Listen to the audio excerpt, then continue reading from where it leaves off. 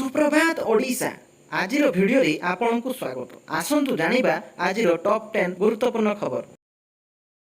बंगोपसागर में लघुचाप सक्रिय ओडिशा रे आहरी 3 दिन वर्षा संभावना।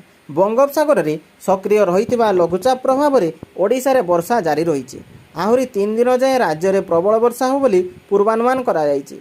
बुधवार वर्षा पाई 12टी जिला को येलो वार्निंग जारी होईछि। एने भुवनेश्वर स्थित आंचलिक पाणीपाग केन्द्र पक्षरु सूचना दिया जायछि।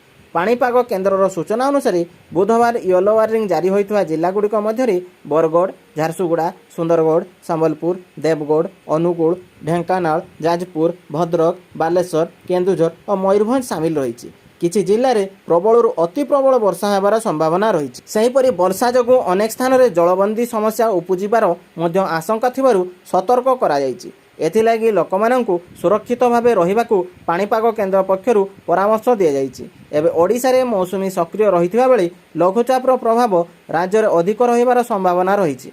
फल उपकूल, दक्षिण और आभ्यंतरीण ओडिशा रे वर्षार परिमाण बढ़िपारे बोली पाणीपाग केन्द्र पक्षरु कहा जायछि। जून 8 तारिख में मौसुमी वायु ओडिशा रे पहुंचीथिला। एहा प्रभाव में वर्तमान सुधा राज्य में 388.6 मिलीमीटर वर्षा होईछि, जहाँकि स्वाभाविक ठारू 15% कम रही। मालकानगिरी रे स्वाभाविक वर्षा ठारू अधिक वर्षा होइथिबा बेले राज्यर 15टी जिल्ला रे नियंटिया वर्षा होई। राशन कार्ड को नहीं सरकार बड़ घोषणा। जानतु नुआ आवेदनकारी को केबे मिलिबो, कहार कटिबो। राज्य रे राशन कार्ड को नहीं सरकार बड़ घोषणा करिसेंती। नुआ आवेदनकारी को मासक मध्य राशन कार्ड मिलिबो बोली खाद्य और जोगाण मंत्री कृष्णचंद्र पात्र सूचना देइचंती। यह सहित खूब शीघ्र अयोग्य हिताधिकारी को राशन कार्ड बाद दिज्व सेमानक कार्ड कटाଯିବ बोली मंत्री कहिसेंती। तेबे काहाको कार्ड मिलिबो एवं कहार कटिबो से नहीं भी मंत्री स्पष्ट करिसेंती। मंत्री कहिसेंती ई-केवाईसी जांच परि हिताधिकारी माननकु राशन कार्ड प्रदान कराजिवो।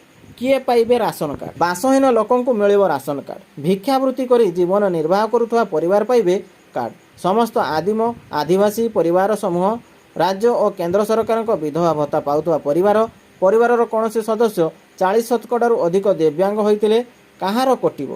परिवार जेकोसी सदस्य पंजीकृत जानर मालिक होइतिले, परिवार जेकोसी सदस्यों नाम कृषि जंत्रपाति पंजीकृत होइतिले, परिवार जेकोसी सदस्य सरकारी कर्मचारी होइतिले, सहरांचल बेसरकारी संस्था 15,000 अधिक दरमा पाउतिले, ग्रामांचल बेसरकारी संस्था 10,000 अधिक दरमा पाउतिले, परिवार सदस्य आयकर किंवा वृत्तिकर देउतिले, सहरांचल परिवार कौन सदस्य 15,000 अधिक एवं ग्रामांचल 10,000 अधिक पेंशन पाउतिले, परिवार 2 किलोवाट किंवा तदुर्ध विद्युत संजोग थिले। बंद होइजिबो कालिया योजना, द्वंद्व बढ़ाइला मंत्री उत्तर। बंद होइजिबो कि कालिया योजना एभली एक आशंका उपजिछि। कारण विधानसभा पचरा जाइतबा एक प्रश्नर उत्तर में मंत्री कहिसंती उच्चस्तरीय कमिटी विचार करुछि। उपमुख्यमंत्री तथा कृषि विभाग दायित्व थिबा केबी सिंहदेव को एभली उत्तर कालिया योजनार भविष्यत को नहीं बड़ धरणर सन्देह सृष्टि करिछि। उपमुख्यमंत्री तथा कृषि मंत्री कनकवर्धन सिंहदेव को यह 2 थाड़िया उत्तर राज्यर लक्ष लक्ष कालिया हिताधिकारी मनरे छनका भरिछि। राज्य में बीजेपी सरकार आसिया परे कालिया योजना को सरकार चालू रखिबे ना बंद करिबे ना पीएम किसान सह कालिया योजनार मिश्रण हेबो ताकू नहीं हिताधिकारी द्वंद्वर रहिछन। कालिया योजना को बंद करिया को योजना करिसंती कि सरकार? जदि बंद हेबो तेबे हिताधिकारी पई की प्रकार योजना करिबे? आगामी दिन में कालिया सहायता जारी रहिबो ना बंद हेबो?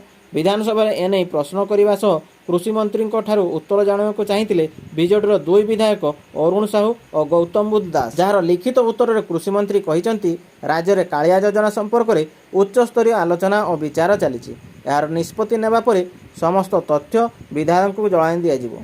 एथिरु गोटे कथा स्पष्ट होउची कालिया बाबद में किसी ठोस निष्पत्ति सरकार खूब शीघ्र नेबाकू जाउछन। राज्य अर्थनैतिक सर्वे रिपोर्ट ओडिशा अर्थनीति 8.5% अभिवृद्धि आकलन। राज्य में बीजेपी सरकार प्रथम बजेट आज उपस्थापित हेबो। यह पूर्व बुधवार अर्थनैतिक सर्वे रिपोर्ट प्रकाश पाइछि। एथिरे आर्थिक वर्ष 2023-24 में ओडिशार अर्थनीति 8.5% अभिवृद्धि हासिल करियो बोली आकलन कराଯାଇଛି। यही अभिवृद्धि हार 2022-23 रे 7.9% थिला। शिल्प एवं सेवा क्षेत्र में उच्च अभिवृद्धि जोगु यह संभव हो पारिछि बोली उल्लेख कराଯାଇଛି। ସେହିପରି ରିପୋର୍ଟରେ କୁହାଯାଇଛି ଯେ ଓଡ଼ିଶାର ମୁଣ୍ଡ ପିଛା ଆୟ 2023-24ରେ 1,61,437 ଟଙ୍କା ପହଞ୍ଚିଛି, ଯାହା ଭାରତର ମୁଣ୍ଡ ପିଛା ଆୟ 1,84,205 ଟଙ୍କା ଠାରୁ 12.4% କମ୍ ରହିଛି। 2015-16 ପରଠାରୁ ଓଡ଼ିଶାରେ ମୁଣ୍ଡ ପିଛା ଆୟ 12.1% CAGRରେ ବୃଦ୍ଧି ପାଇଥିବା ବେଳେ 17ଟି ପ୍ରମୁଖ ରାଜ୍ୟ ତାଲିକାରେ ଓଡ଼ିଶା 2022-23ରେ 11ତମ ସ୍ଥାନରେ ରହିଛି। ନାଗରିକଙ୍କ ମୁଣ୍ଡ ପିଛା ଆୟ ବୃଦ୍ଧି ଏବଂ ବିକଶିତ ଭାରତର ଲକ୍ଷ୍ୟ ସାଧନ ପାଇଁ ଉଲ୍ଲେଖନୀୟ ଯୋଗଦାନ ନିମନ୍ତେ ରାଜ୍ୟ ଏହାର ବିକାଶମୂଳକ ଏବଂ ଅଭିବୃଦ୍ଧି ପ୍ରୟାସକୁ ତ୍ୱରାନ୍ୱିତ କରିବାକୁ ପ୍ରତିଶ୍ରୁତିବଦ୍ଧ ବୋଲି ଉଲ୍ଲେଖ କରିଛନ୍ତି। PM ସୂର୍ଯ୍ୟଘର ଯୋଜନା ନେଇ ବଡ଼ ଘୋଷଣା, ମିଳିବ ଏତେ ହଜାର ଟଙ୍କା ସହାୟତା। PM ସୂର୍ଯ୍ୟଘର ଯୋଜନା ନେଇ ରାଜ୍ୟ ସରକାର ବଡ଼ ସୂଚନା ଦେଇଛନ୍ତି। ଏଥିପାଇଁ 78,000 ଟଙ୍କାର ସହାୟତା ମିଳିବ ବୋଲି ଘୋଷଣା ହୋଇଛି। ବିଜେଡି ନେତା ଗଣେଶ୍ୱର ବେହେରାଙ୍କ ପ୍ରଶ୍ନରେ ଶକ୍ତିମନ୍ତ୍ରୀ କେଭି ସିଂହଦେଓ ବିଧାନସଭାରେ ଏପରି ଉତ୍ତର ରଖିଛନ୍ତି।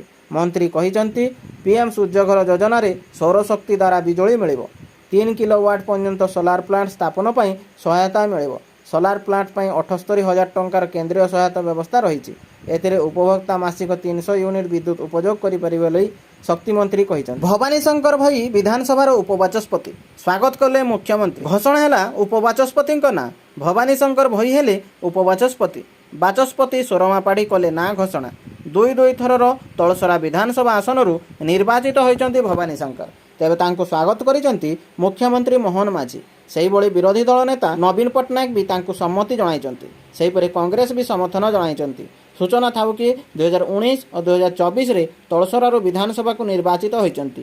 ଭବାନୀ ଶଙ୍କରଙ୍କୁ ଉପବାଚସ୍ପତି ପ୍ରାର୍ଥୀ ଭାବେ ଶାସକ ବିଜେପି ବାଛିଥିଲା। ସର୍ବସମ୍ମତିକ୍ରମେ ସେ ଆଜି ବିଧାନସଭାକୁ ନିର୍ବାଚିତ ହୋଇଛନ୍ତି। ଇଣ୍ଟରସେପ୍ଟର ମିଜାଇଲର ସଫଳ ପରୀକ୍ଷଣ। ଚାନ୍ଦିପୁର ସ୍ଥିତ ଅବଦୁଲ କଲାମ ଦ୍ୱୀପରୁ ଇଣ୍ଟରସେପ୍ଟର ମିଜାଇଲ ପରୀକ୍ଷଣ କରାଯାଇଛି। ଗତକାଲି ଅପରାହ୍ନ 4:25 ସମୟରେ ମିଜାଇଲର ବ୍ୟବହାରିକ ପରୀକ୍ଷଣ ହୋଇଥିଲା। ପ୍ରଥମେ ଚାନ୍ଦିପୁରର 3 ନମ୍ବର ଲଞ୍ଚ ପ୍ୟାଡ୍ରୁ ପୃଥ୍ୱୀ-2 ଉତ୍କ୍ଷେପଣ କରାଯାଇଥିଲା। ଏହାର କିଛି ସମୟ ପରେ ଇଣ୍ଟରସେପ୍ଟର ମିଜାଇଲ ଉତ୍କ୍ଷେପଣ କରାଯାଇଥିଲା। 230 କିଲୋମିଟର ପର୍ଯ୍ୟନ୍ତ ଏହି ମିସାଇଲ ଲକ୍ଷ୍ୟଭେଦ କରିପାରିବ। ତେବେ ଟାର୍ଗେଟକୁ ସଫଳତାର ସହିତ ଲକ୍ଷ୍ୟଭେଦ କରିଥିବା ସୂଚନା ମିଳିଛି। ଏହି କ୍ଷେପଣାସ୍ତ୍ର ଶତ୍ରୁମାନଙ୍କୁ ସୀମା ନିକଟରୁ ଅତି ସହଜରେ ନଷ୍ଟ କରିଦେଇପାରିବ। ଏହି ପ୍ରଳୟ କ୍ଷେପଣାସ୍ତ୍ର ହେଉଛି ଏକ ଅଳ୍ପ ଦୂରଗାମୀ କ୍ଷେପଣାସ୍ତ୍ର। ଏହାର ପରିସର 150ରୁ 500 କିଲୋମିଟର। ବିପର୍ଯ୍ୟୟର ଗତି ଘଣ୍ଟା ପ୍ରତି 1200 କିଲୋମିଟର ହେଲେ ଏହାର ଗତି ଘଣ୍ଟା ପ୍ରତି 2000 କିଲୋମିଟର ପର୍ଯ୍ୟନ୍ତ ବୃଦ୍ଧି ପାଇବ।